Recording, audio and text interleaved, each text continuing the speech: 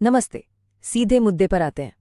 Japan और खासकर Okinawa के लोग इतनी आसानी से 100 साल का आंकड़ा कैसे पार कर लेते हैं? मतलब उनकी इस कमाल की एनर्जी और इतनी लंबी उम्र को देखकर पूरी दुनिया हैरान है। तो सोचने वाली बात यह है कि आखिर उनकी थाली में ऐसा क्या परोसा जा रहा है जो हमारी थाली से गायब है? अब ये सवाल हम सबके दिमाग में कभी ना कभी जरूर आता है। क्या हम भी 100 साल तक जी सकते हैं? क्या हम लोग भी इस जापानी लाइफस्टाइल को अपनाकर एकदम फिट और एनर्जेटिक सेंचुरी मार सकते हैं? तो इसका जवाब है बिल्कुल, 100% हाँ। और आज के इस विश्लेषण में हम इसी सीक्रेट को पूरी तरह से डीकोड करने वाले हैं। जरा इस एक आंकड़े पर गौर कीजिए, सिर्फ 3 से 4%। जापान में मोटापे की दर बस इतनी ही है। पश्चिमी देशों से अगर तुलना करें ना, तो ये नंबर वाकई हैरान करने वाला है। ये कोई तुक्का नहीं है, ये साफ दिखाता है कि उनकी जो डेली हैबिट्स हैं वो असल में पूरे के पूरे देश को एक शानदार सेहत का तोहफा दे रही हैं। तो इसके पीछे का सबसे बड़ा मैजिक क्या है? ओकिनावा में इसे कहते हैं हरा हाचीबू। सुनने में थोड़ा अलग लग सकता है, लेकिन इसका सीधा सा मतलब है कि जब आपका पेट 80% भर जाए तो बस खाना वहीं रोक दीजिए। देखिए, ये कोई बहुत सख्त डाइट प्लान नहीं है, ये सिर्फ एक माइंडसेट है। एक ऐसा तरीका है जो हमें संयम के साथ और पूरे ध्यान से खाना खाने की आदत सिखाता है। और पता है, ये कोई नया ट्रेंड नहीं है, 1713 की बात है। एक समुराय दार्शनिक थे, एकिकेन कबारा। उन्होंने अपनी किताब में एक कमाल की बात लिखी थी। सोचिए, उस जमाने में जब इंसान की औसत उम्र 50 साल भी बमुश्किल होती थी, तब कबारा ने इसी 80% वाले रूल को फॉलो करके 83 साल की उम्र हासिल की थी। मतलब ये फॉर्मूला आज का नहीं है, ये पूरे 300 सालों से टेस्टेड और प्रूवन है। अब आप फर्क देखिए। एक तरफ ओकिनावा के लोग हैं जो दिन भर में औसतन 1800 कैलोरी लेते हैं, और दूसरी तरफ पश्चिमी देशों का एवरेज देखिए, जो सीधा 2500 कैलोरी तक पहुंच जाता है।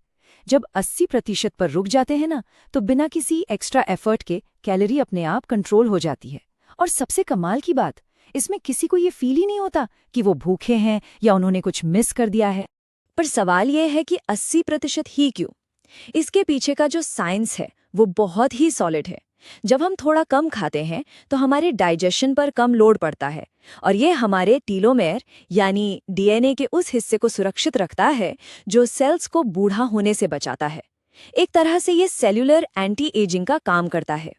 इसके अलावा ये एसिडिटी और ब्लोटिंग को रोकता है, ब्लड शुगर को बैलेंस करता है, और तो और ब्रेस्ट, कोलन और प्रोस्टेट कैंसर जैसी गंभीर बीमारियों के खतरे को भी सीधा 50% तक कम कर देता है। ये सच में एक गेम चेंजर है। अच्छा, एक सेकंड रुकिए, बात सिर्फ खाने पीने पे खत्म नहीं होती। इकिगाई और मोई, जापानी कल्चर के ये दो शब्द भी इनकी लंबी उम्र के बहुत बड़े पिलर्स हैं। इकिगाई मतलब आपके जीने का कोई गहरा मकसद होना, और मोई का मतलब है उम्र भर साथ निभाने वाले पक्के दोस्तों और रिश्तेदारों का एक सपोर्ट नेटवर्क। सच बताऊं तो ये मजबूत रिश्ते और जिंदगी जीने की ये ललक ही है जो उन्हें स्ट्रेस और बर्नआउट से दूर रखती है। तो अब असली सवाल पर आते हैं, हम जापानी लाइफस्टाइल और अपने ट्रेडिशनल इंडियन खाने के बीच ये बैलेंस कैसे बनाएं? आखिर हमारी अपनी उस प्यारी सी भारतीय थाली में ऐसा क्या मिसिंग है? चलिए इसे थोड़ा और गहराई से डिकोड करते हैं और देखते हैं कि इसे हम अपनी किचन में कैसे उतार सकते हैं। अगर हम एक लंबी उम्र वाली आइडियल थाली की बात करें तो उसका ब्रेकडाउन कुछ ऐसा दिखेगा। आधी थाली यानी 50% हिस्सा ताज़ी सब्जियों का, 25% आपके साबुत अनाज या मिलेट्स, और बाकी बचा हुआ 25% प्रोटीन यानी हमारी दालें या फिर राजमा। ये जो पूरी तरह से प्लांट बेस्ड अप्रोच है ना, ये दुनिया के सबसे लंबे समय तक जीने वाले लोगों की डाइट से एकदम परफेक्ट मैच खाता है। और मज़े की बात देखिए, हमें किसी भी विदेशी इंग्रेडिएंट की ज़रूरत ही नहीं है। दुनिया की सबसे हेल्दी डाइट का बिल्कुल सटीक ऑल्टरनेटिव हमारे अपने डिब्बों में रखा है। साबुत अनाज चाहिए, हमारे पास रागी, ज्वार, बाजरा जैसे मिलेट्स हैं। प्लांट प्रोटीन के लिए ढेर सारी दालें और चने हैं। पेट को सही रखने के लिए इडली, ढोकला और दही जैसे फर्मेंटेड फूड्स हैं। और एंटी इन्फ्लेमेटरी, भाई हल्दी, सरसों का तेल और अदरक तो हमारे हर तड़के की जान है। हमें बस एक छोटा सा काम करना है, पैकेट वाले और अल्ट्रा प्रोसेस्ड खाने से दूरी बनानी है। क्या खाना है ये तो समझ आ गया, लेकिन बात कैसे खाना है की भी है। ओकिनावा के लोग अपनी तातामी मैट पर बैठकर खाते हैं।